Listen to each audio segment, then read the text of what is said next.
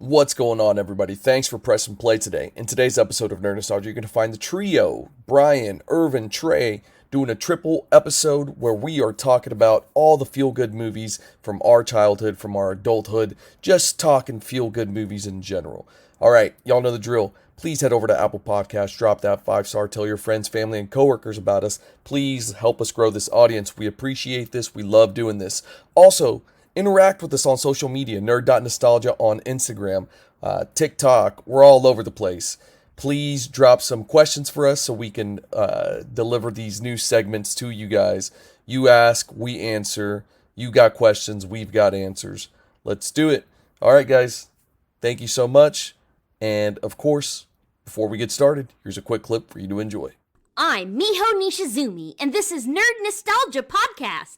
And thanks for stopping by. Panzer Vor! Oh, and fuck you, Brian, with an I.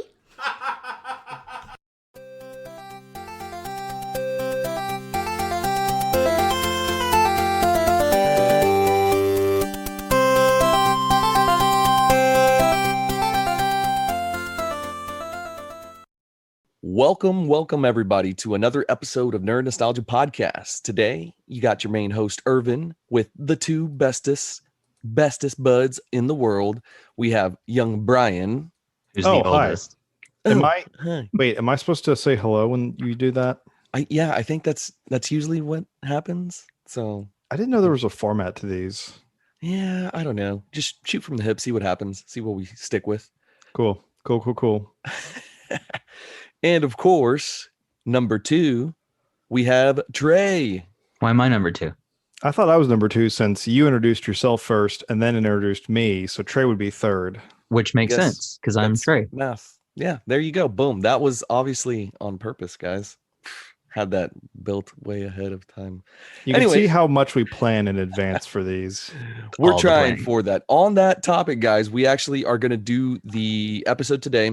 The main theme of the episode is going to be your top 3 or just 1 or 2, maybe, depends what you want, feel-good movies. Like what movies make you feel good, gooey, nostalgic. That's our main topic. Now, before that, we're going to do 2 new segments, and we're going to do this pretty much every single time. We're going to discuss what we're watching, reading, what we're listening to, basically what nerddom we're geeking out on right now. Then we're going to jump into our second segment, which is going to be you ask, we answer. Send us some questions. We'll answer them online. Obviously, it can be anything and everything. It can be nerd related, or it can be just about us a little bit. And each person will take a question. It doesn't necessarily mean that, Brian's going to say, what's your last name? He's not going to give you his last name because he's a superhero, and superheroes don't give their last names. So, well, I thought it was more like Radio Shack. You've got questions, we've got answers.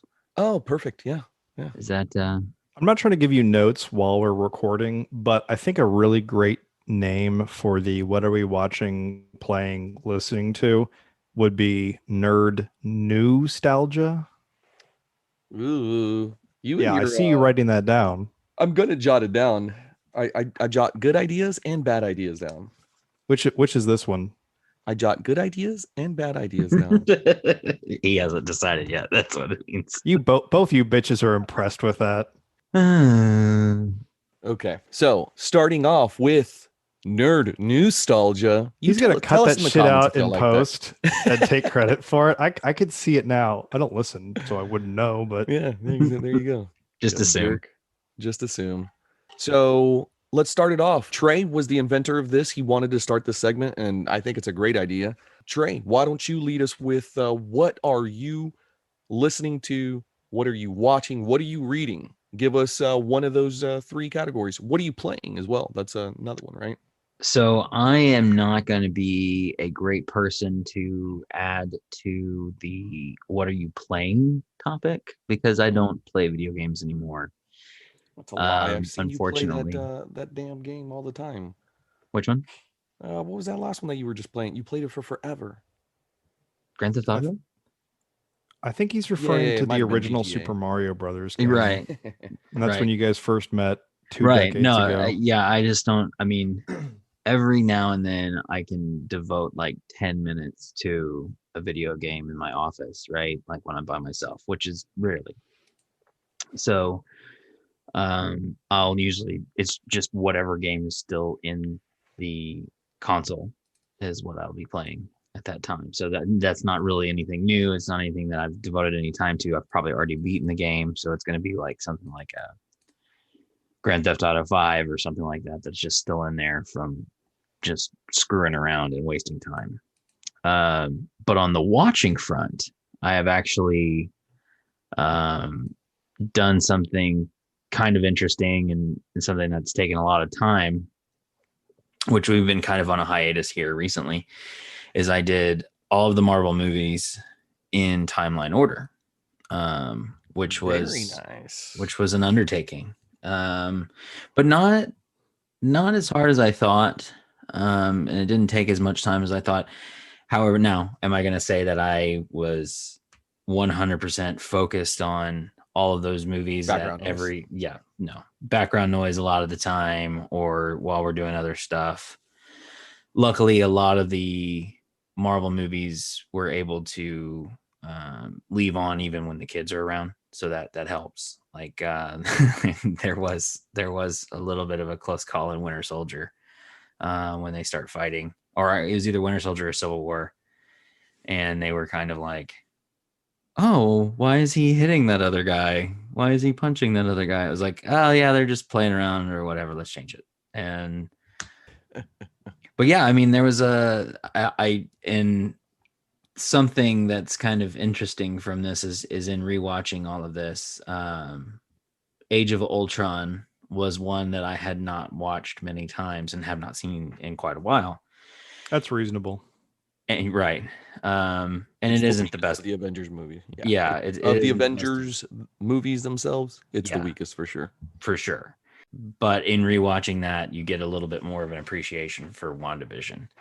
Because I think the thing that you kind of pick up on watching WandaVision after having watched like Infinity War somewhat recently, right? Infinity War Endgame or whatever, you see that relationship after it's really kind of already culminated, and then, they're like together on the lam and like, doing their own thing, trying to get away. But then you have, then all of a sudden everybody's dead and it's WandaVision. That's kind of the where it jumps to.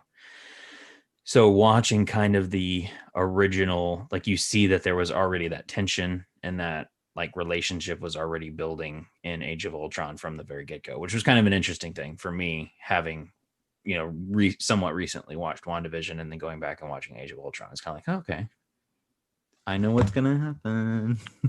Nice. Yeah. I can see the future. I've actually seen Infinity War and Endgame specifically probably a good dozen times a pop, like background noise, like I'm Right, doing right. something and I'm just watching it. It's a great movie. And But you all don't the do hype that. scenes. Like nobody does that with Age of Ultron. No, Like you don't go back and watch that movie. no, Yeah. absolutely. You put on Age of Ultron if you're trying to punish someone for a crime they've committed. Absolutely. Yeah. Absolutely. Yeah.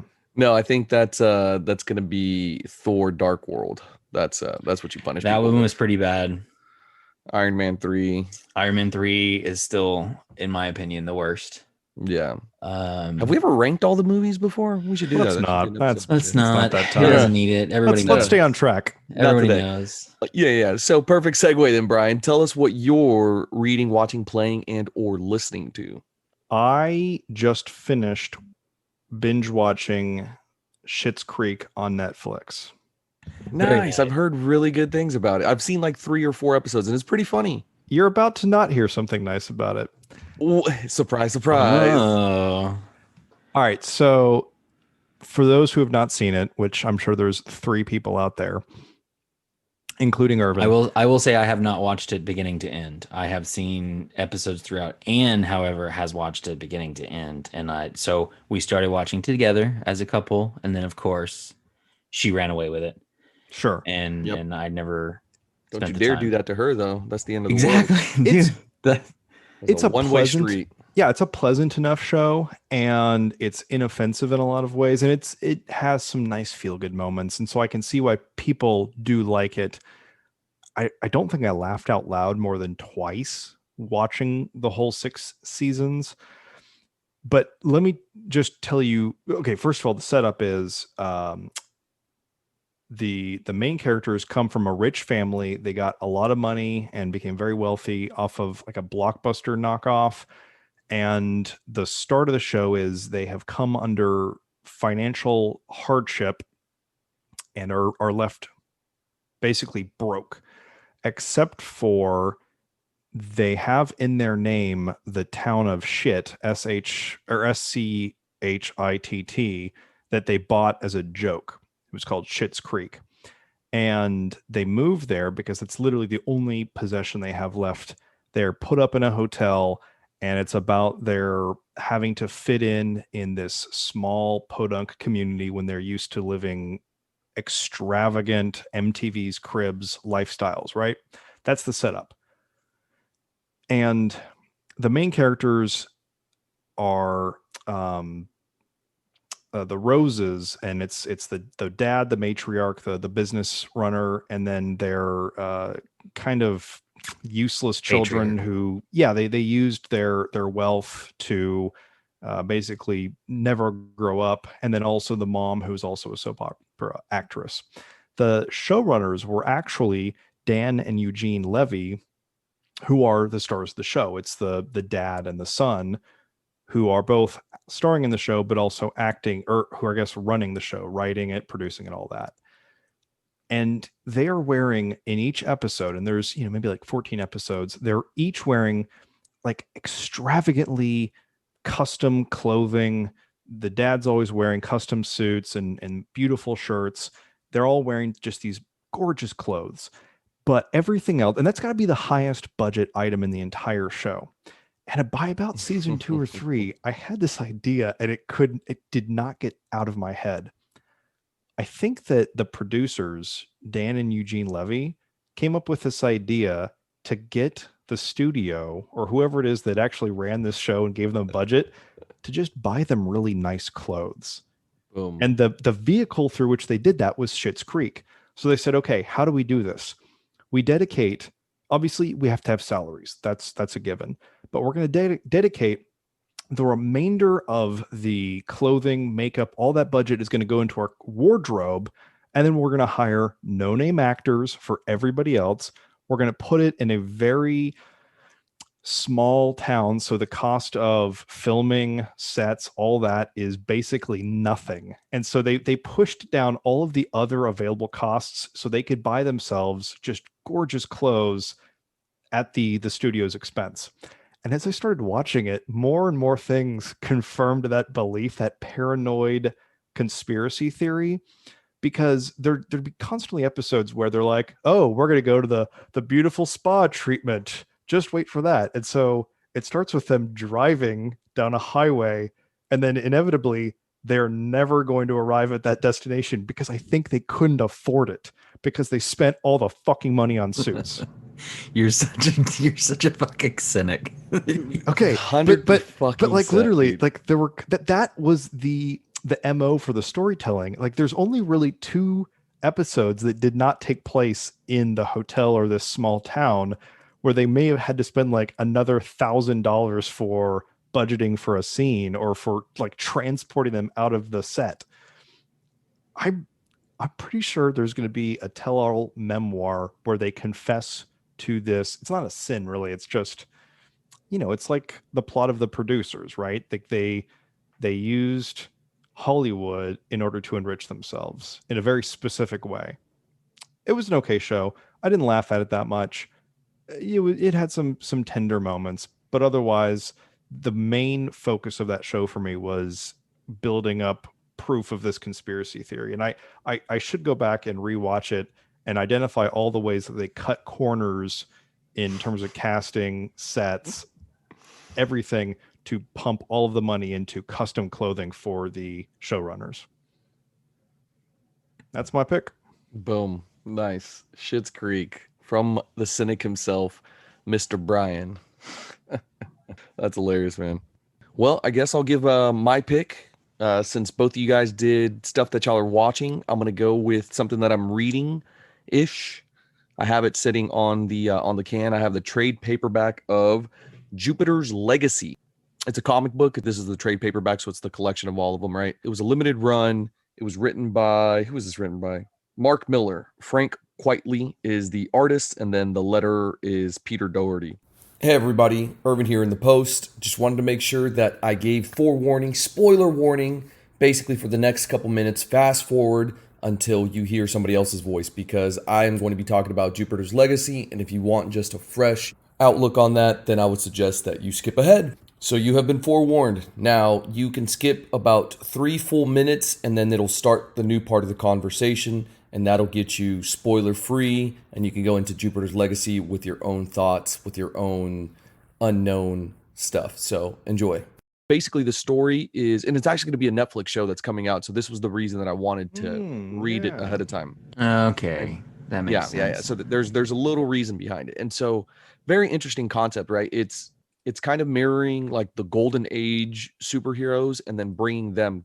So what ends up happening is this one guy gets basically these premonitions, and something is calling him to this island, and it's like during the Great Depression, and he's like, we got to go to this island.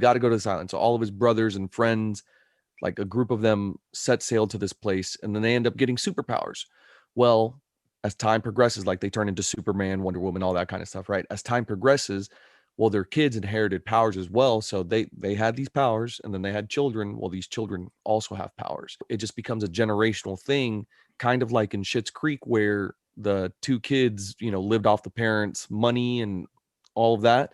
Same concept. They built their kind of legacy off of the parents being fucking Superman and being great heroes, and they're kind of fuck ups and trying to find their way in life. And so they treat it kind of like a celebrity thing, like they're ODing, they're doing like alien fucking snot and like snorting it and that kind of stuff. So I think this is going to be Netflix's answer to The Boys. It's going to be kind of toting that same line. So it sounds like you're watching the superhero equivalent of Schitt's Creek, and I just hope that the show will also follow that same track, where it's a vehicle for the actors to be given superpowers by the studio. Let's hope by your logic that's the case. So Josh Dunham, or what is that guy? What's the lead actor's name? Josh Hamill.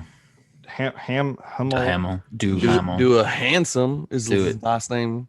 Yeah, he is handsome. I think of him as Transformers handsome G.I. Joe.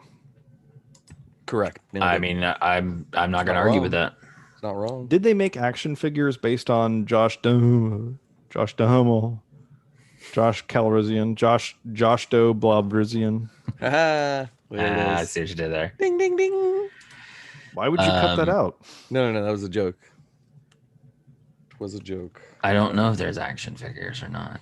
Let's see, Yeah. Jupiter's Legacy action. Oh no, I meant for the Transformers. Like, does Transformers G.I. Joe guy? So since Radio Shack is out of business, could we technically steal their thing? I don't think they're going to come after us, to tell you the truth. That's fair. Someone may I don't think still so either. own their trademarks and stuff. I don't know who that would be, And who would care? Best Buy. Best Buy's not too far out from going bankrupt. I forgot who I was having a conversation with. They're like, nah, man, Best Buy's holding steady and strong. I was like, nah. I was like, they're going to be gone soon. And then I think a week later, an article comes out, oh, Best Buy's struggling. He was like, oh, shit, you're right. Shit. So let's move on to that next segment then, boys. Let's go ahead and segue into it. What I've dubbed so far, you ask, we answer. We'll come up with a cleverer name. Brian, I'm sure will come up with something clever. Right, Brian? We put our faith in you. Probably. So we did get a couple questions, and this is coming from Angie. First question is, if you guys switched bodies with each other, what would be the first thing you do? Speak perfect Spanish. Nice. There you go. Yeah, no, so you would be trading places with me so that you speak perfect Spanish as well. Obviously he's trading places with you. Makes perfect sense. Blonde hair, blue eyes. Mm-hmm. Okay, wait. So that's a good one. That was good. That was a perfect answer. You would speak the old Espanol. What would I do? Ooh, I would Wait, that doesn't make any Run- fucking sense. Because if I put my brain in your body, it's not like your DNA Oh, has that's true, Spanish right? like I'm gonna continue It's speaking it's muscle my memory. broken Muscle, yeah, Spanglish. that's what It's it is. muscle. It's muscle memory. So Don't applaud You can me for roll that R's. You can You idiotic- can roll R's. R's now. R. Say it with me. R. Array. Nailed it. Array. Oh man, I know what I would do, and I would trade bodies with that guy, with Brian, mainly because I want to take my hand and run my fingers into my hair, into my luscious, beautiful hair, one last time. That's Baby, what I you would can do that for free. You don't gotta trade bodies. Woohoo. Oh. Well, Trey's stuck in his own goddamn body because you Yeah. selfishly Fuck you took guys, mine. Actually, I would trade bodies with either one of you and sleep in without getting woken up by a person crawling all over my Turns. face. Fair. That's good. That's good.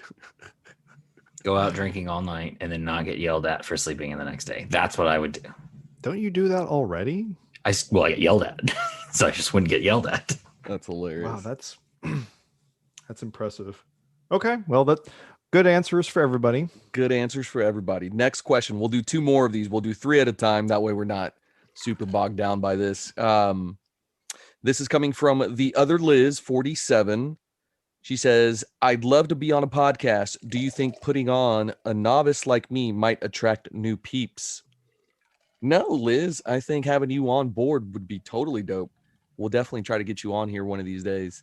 There's a list that we're going through, but we're gonna get through it eventually. Sure. I mean, people want to join, whatever. That's fine. I like it. There's several people that do want to get onto the podcast and chat with us. It's fun. We just shoot the shit and talk nerd stuff, and that's it. And it's fun. And there's no rhyme or reason to any of it. There is Obviously. not. We're trying. We're trying here, and we're struggling. No preparation necessary. Nope. If you feel like there should be more order to this, go ahead and rate, subscribe, and put a review telling the producer what you think would be a useful order for all this. Yeah. No, we take feedback. We've take given all them kinds of suggestions, ignored them, all of them. Every single time. feedback. That's not true. I literally listen to you guys.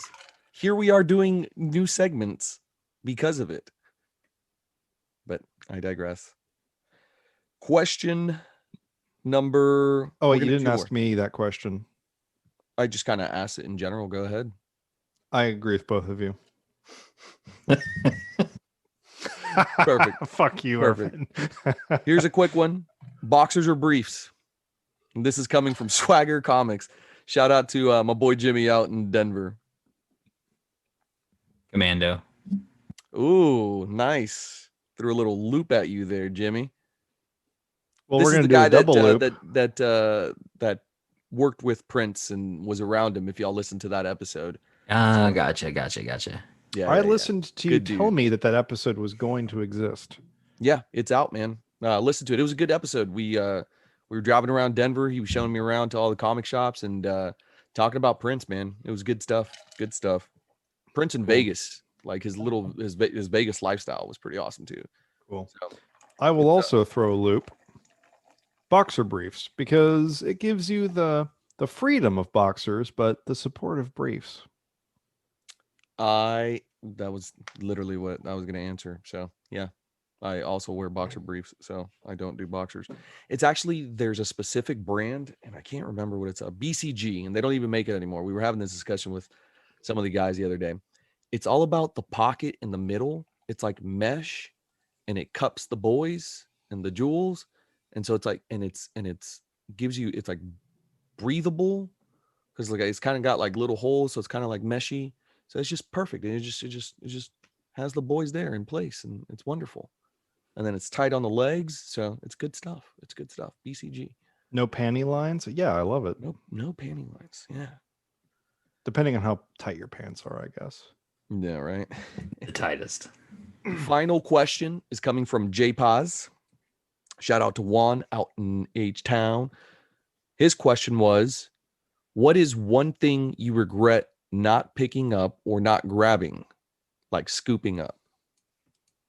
I know what he was referencing for me because it had to do with this past weekend, but I want to see how you guys answer. For me, it was going to be a comic book, New Mutants 98.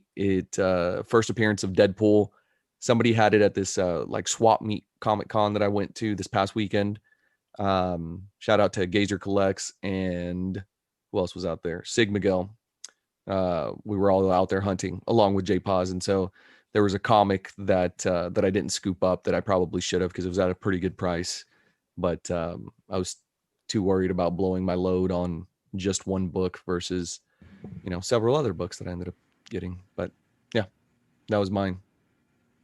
What would y'all Dogecoin Dogecoin? Okay, that's good. or Bitcoin or Cryptocurrency of sorts. but 10 years ago. GameStop briefly. GameStop for a minute.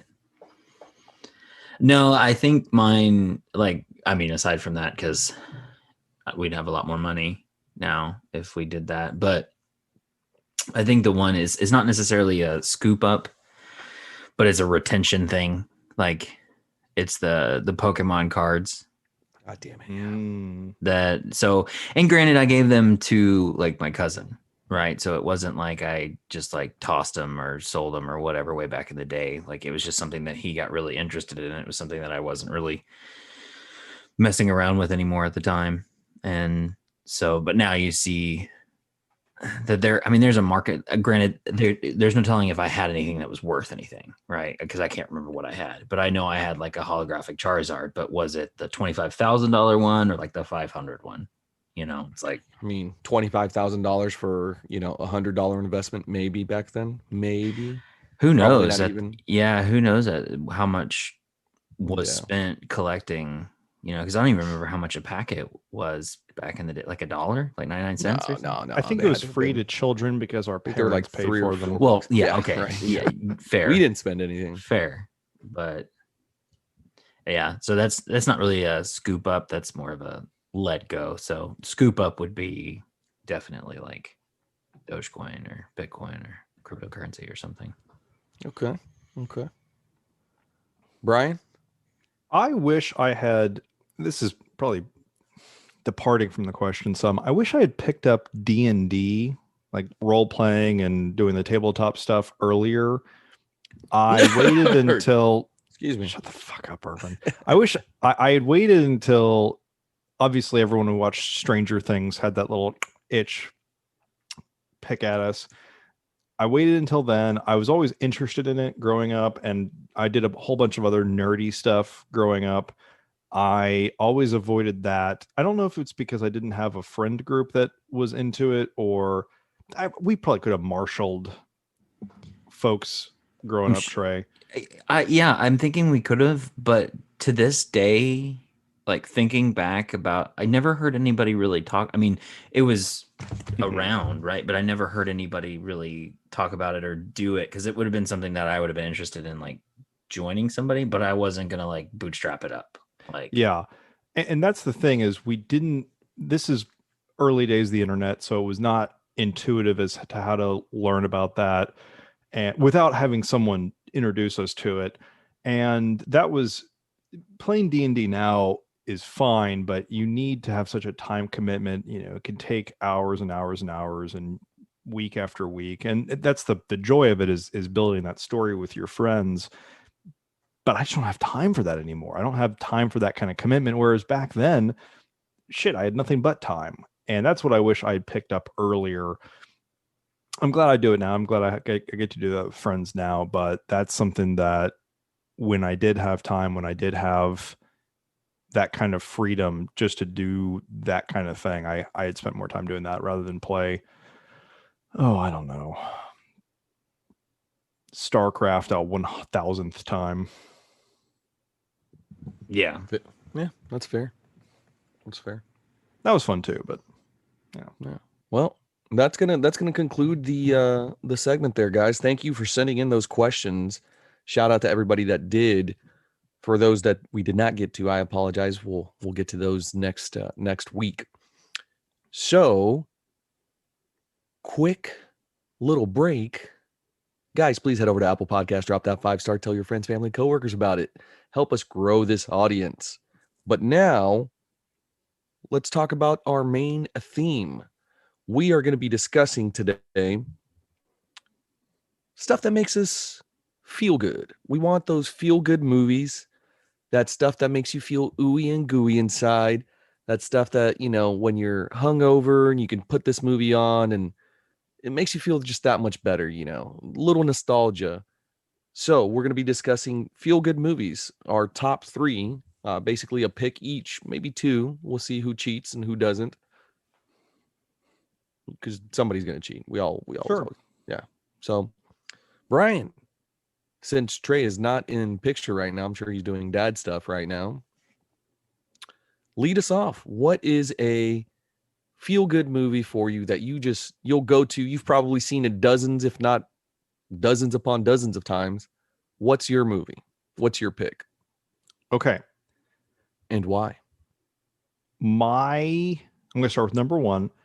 If I am going through a tough time, or if I am really down about something, or just I'm overwhelmed with stress or something like that, and I just need to get a good cry out. I don't cry that often. That's not my MO. But if I need to pull it out of my brain, I cry all the time in movies, especially after like drinking, because it's a depressant, and so like the next day I'm like Sure, some movies can reliably get us all to cry. End of Braveheart, you've bled with Wallace, now bleed with me. Some things can pull that out of us. Ending of Rudy, obviously. They carry him off the field.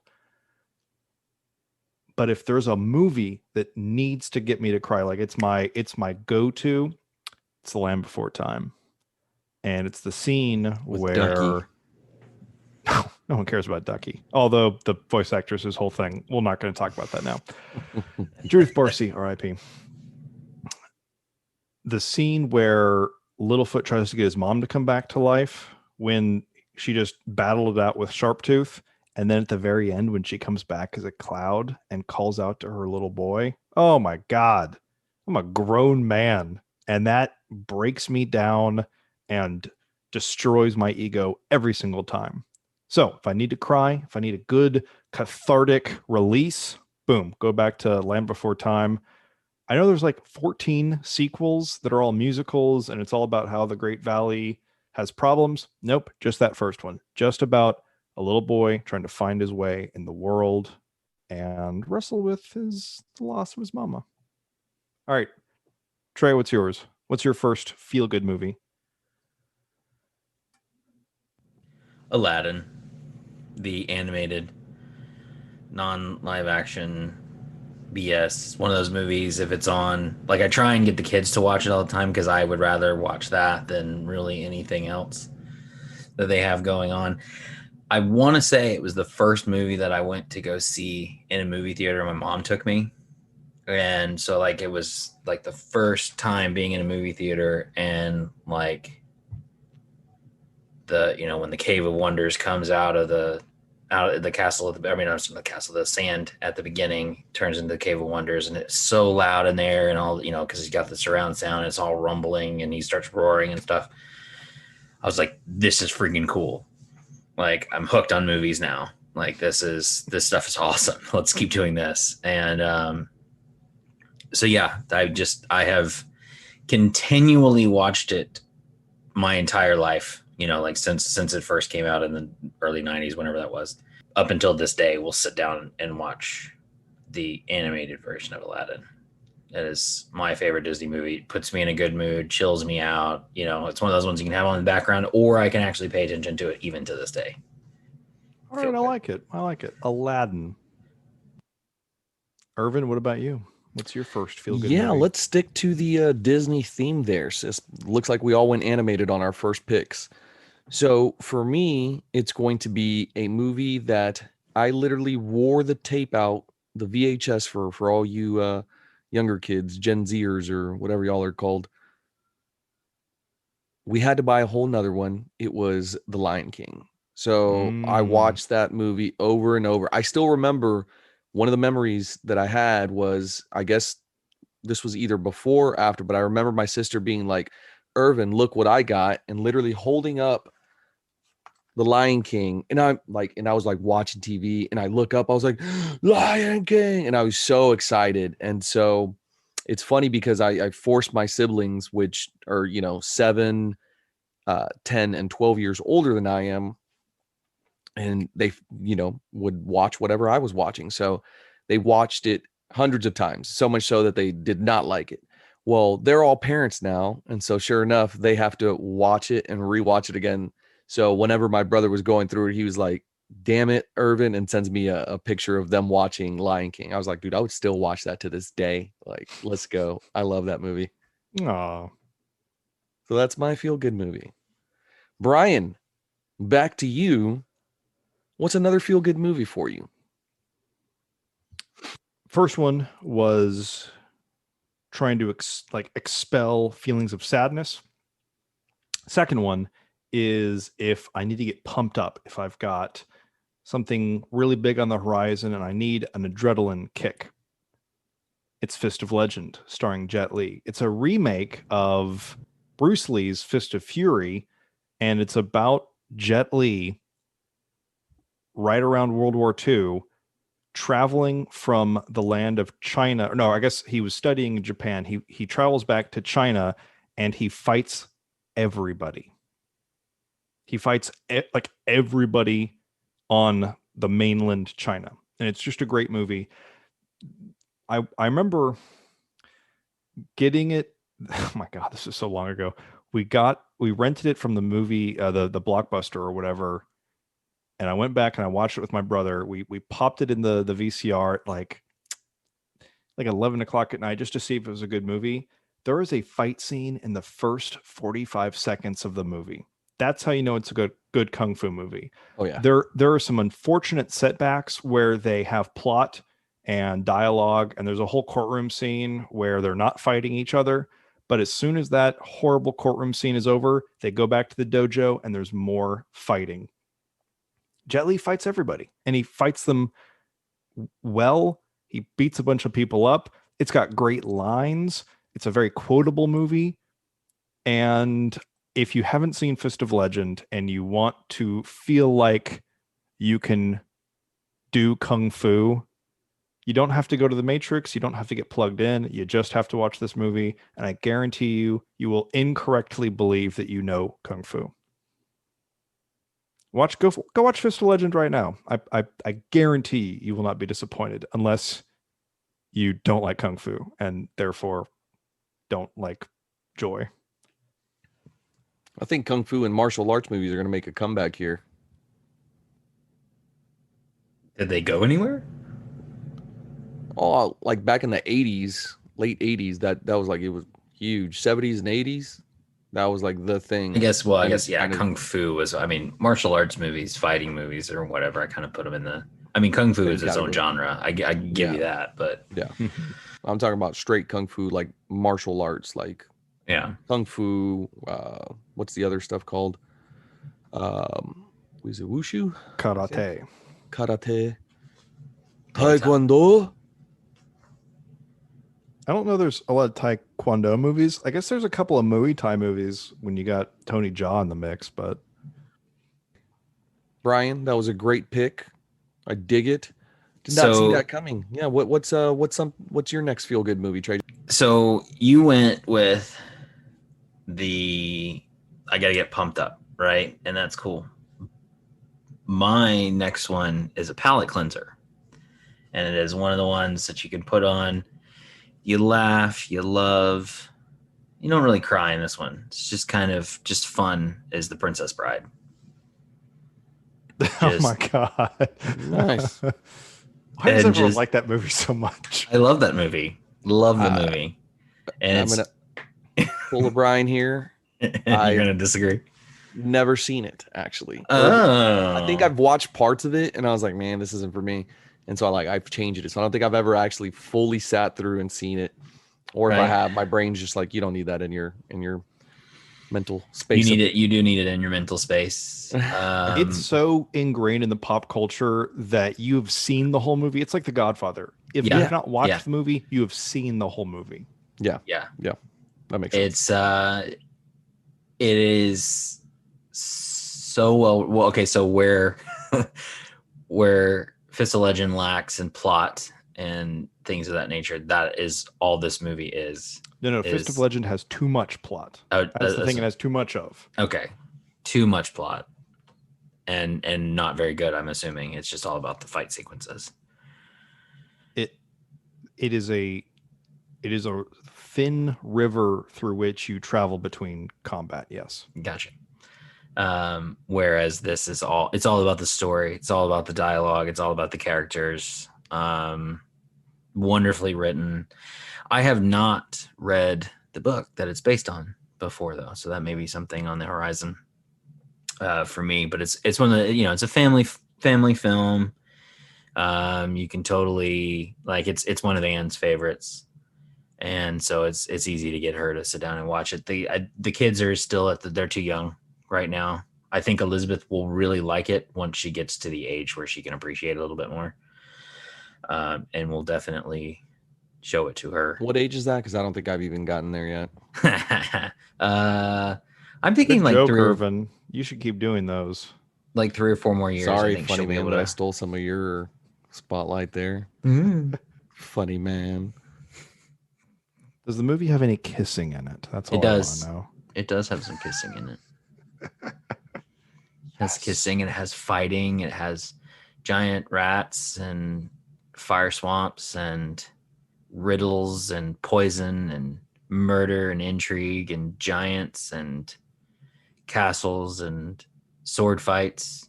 Wait, are we talking about Labyrinth again? 'Cause Pretty we should much. always talk more about Labyrinth. we can. But yeah, it's a great palate cleanser. Like again, it's one I've seen a bunch. I don't think I've seen it because I didn't want to do my favorite movies, right? Because we've done favorite movies a bunch of times here, and so that's hard to do. It's hard not to do favorite movies when you're thinking about feel good movies. Aladdin happens to be a favorite movie, but it's one of the ones that makes me feel good. Same thing with Princess Bride. Is it one of my favorite movies? Probably not, but it does make me feel good. Like again, as a palate cleanser, like just to put on and kind of chill out and zone out and enjoy. That's fair. Okay. I'll have to check it out. I've never seen both of y'all's picks actually. And I guarantee y'all have seen my pick here. Irvin, what's your next pick? At least 5. Oh, thank you for asking, Brian. You're welcome. So my pick, and I'm gonna go into character, and you're gonna guess it. You're gonna know what it is. She ain't got you, but you ain't got no legs, Lieutenant Dan. No, I butchered that one. Oof, yeah, that rough. horribly butchered. I mean, I can guess what it's from. Yeah. Because I'm that good, but that was Trey's a generous really listener. You did not deserve his knowledge of what Lieutenant you just imitated. Dan, ice cream. That's a good feel good movie, though. I love that movie. I'll give you that. I may have even done that as one of my favorite movies because it really is one of my top movies.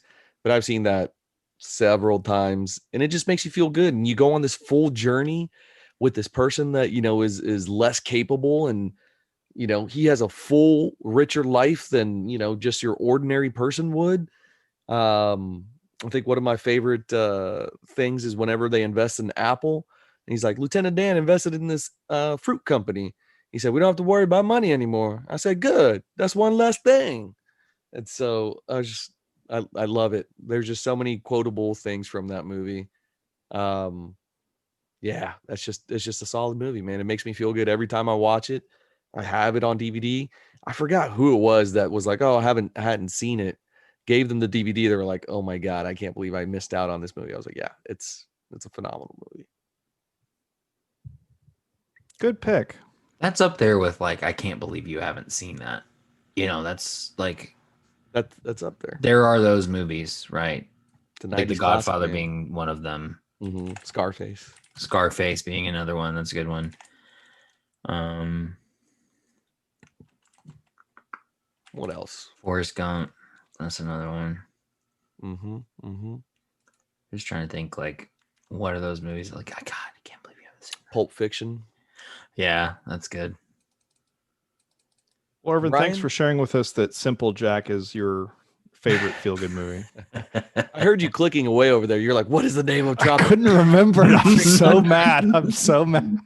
That's so I was funny. like, I kept thinking like Simple Rick, but that's from Rick and Morty. And Right. I was, God, I should have muted myself. That would have been so much better. Yep. God Almost damn got it. away with it. Almost got away with it. You Snoopy kids and your dog. Ah. So, friend, then tell me, what is your final pick? So you went sad, you want to cry, you gave us Land Before Time. You want to feel good, you want to get pumped, you want to get hyped. You went with a little kung fu action. I already forgot the name of the movie. It was Fist of Fury. It's actually Simple Jack is the name of the Kung Fu movie. 100% best kung fu movie on the planet. But Simple Jack or Rick. Let's not impersonate it for obvious reasons. yeah. We'll Yes. we'll be good. That is no 2018 or longer 2008 was a long time ago. yeah. Yeah, that could not happen anymore. So many things wrong with that movie that now you just you cannot get away with, or you'll be canceled. So Yes. tell us, what is pick number 3? What is the emotion that you're going with, though?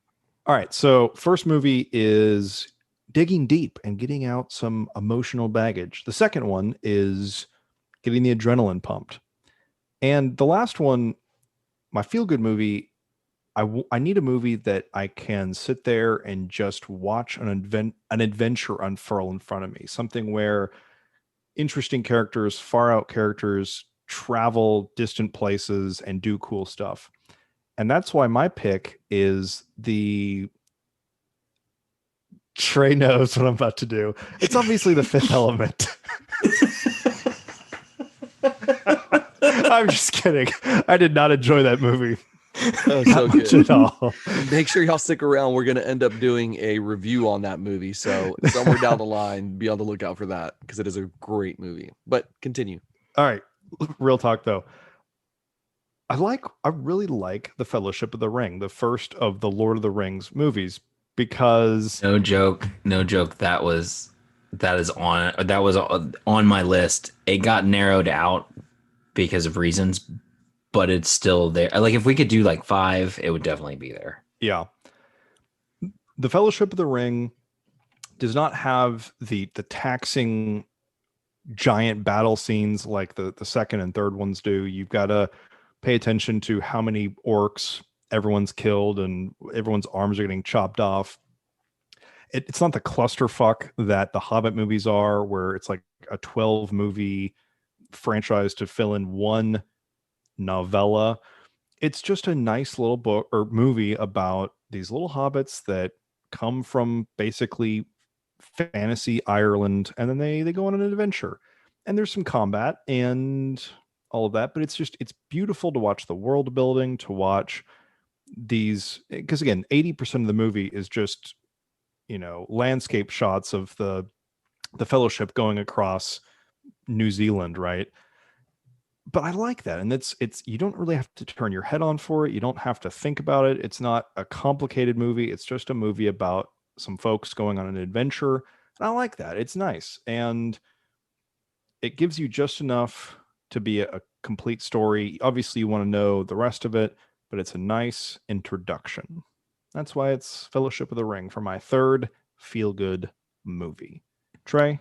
And rounding out with a nerdy movie. Very Yeah. nice. Trey, Very what's your feel-good movie?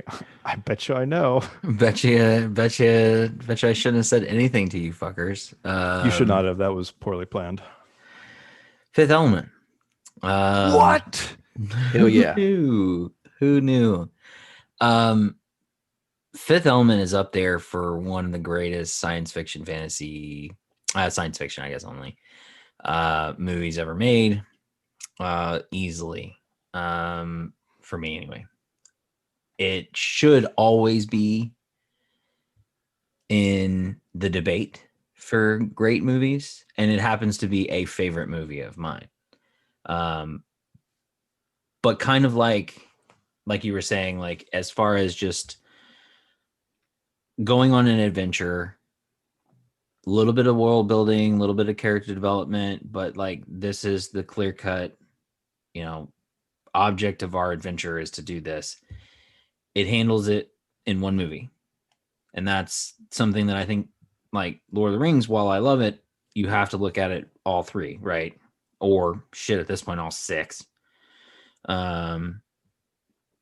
Where Fifth Element does it in one movie, and then that's it. It's a completely, as far as I know, it's a completely original creation for, like, I don't think there's any source material or anything like that. They just developed it, made the movie go. Highly quotable. You want some more? Yeah. Multipass. Oh, that reminds me. I need to make a meme of basically people with their COVID vaccines posting it on Facebook and being like, COVID shot. Multipass. Multipass. Bruce Willis had hair. Mila Jovovich got her start. Do we get to see her boobies in that? I feel like we do. Kind of. And Chris Rock has a good time with it. He does great in that. Too good of a time. He's so. Of course, he had too good of a time. That question was better used for the Fifth Element episode. We'll go over this in detail, but that is my third feel good movie. So one animated that I've watched since I was a little kid, that I will still watch and just have a good time and listen to Robin Williams just do his thing. The second one for a palate cleanser, super fun, super easy movie to watch. And one of the ones watched a bunch of times and will never say no to it. And then a little bit more action, some science fiction in your life, and Fifth Element. Yeah. Feel good. Can we transition into Irvin's final pick by him trying to do an impersonation of Robin Williams playing the genie? No. I think that's the best way to lead into Irvin's third. 100% agree. Not picky English, so sorry. Hold on, let me do my Forrest Gump impersonated by Irvin. Forget about it. I'm Forrest Gump. What are you doing? That's what Irvin sounds like. So I wanted you to do Robin Williams now. Oh boy. Oh, where'd this go? He's cutting it out. My third, I'm not cutting it out. Yeah, just jotting it down. Make Brian sound stupider. You can't. All right, Irvin, what's your third pick for feel good movie? Third pick, feel good movie, and this is just a straight up feel good movie. I want to say you guys have probably seen it. It's not amazing. It's not it's not great. It's not a great movie, but it's not a bad movie. It's just kind of right in the middle. Like it's just enough to you're like, okay, that wasn't too bad. Solid B movie. The Mummy Returns lead Brandon Fraser. Yes, Brandon Fraser. So like I said, top 5. If we were still doing top 5, that was my other one. So it was Lord of the Rings and it was The Mummy. Not The Mummy Returns because it's not as good. The Mummy. Yeah, The Mummy's where it's at. The Mummy Returns is okay. King love.